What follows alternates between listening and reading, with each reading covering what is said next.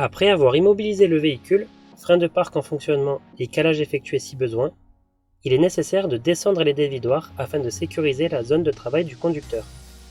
Pour manœuvrer les supports des dévidoirs, ouvrez le coffre arrière droit. Après avoir vérifié que la zone était dégagée, actionnez la descente des dévidoirs en restant appuyé sur le bouton correspondant.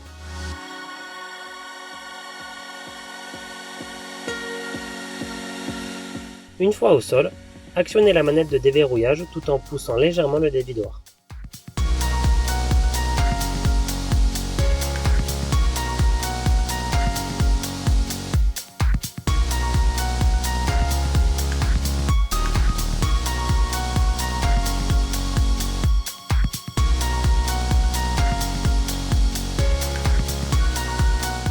Enfin, pliez les deux bras de support des dévidoirs.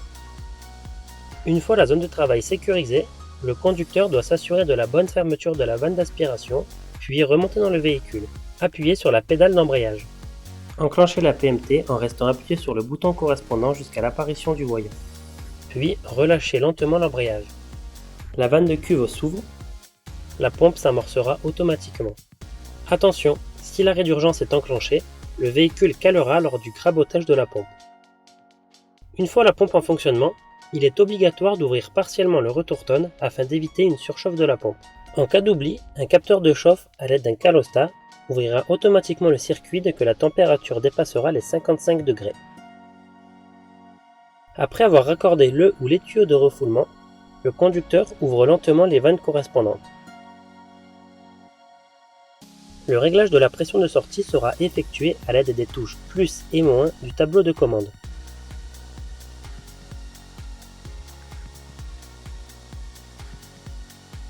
Le véhicule est équipé d'une régulation automatique de pression. Une fois activé, ce dispositif permet de maintenir la pression choisie, et ce, malgré les changements de débit ou variations de pression.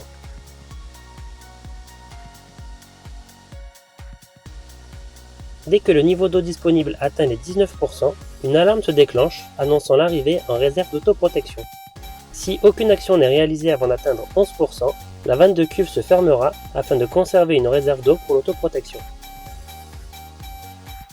En feu urbain, pour utiliser les 11% restants, le conducteur devra forcer l'aspiration cuve. Cette option se trouve en page 3 du tableau de commande arrière.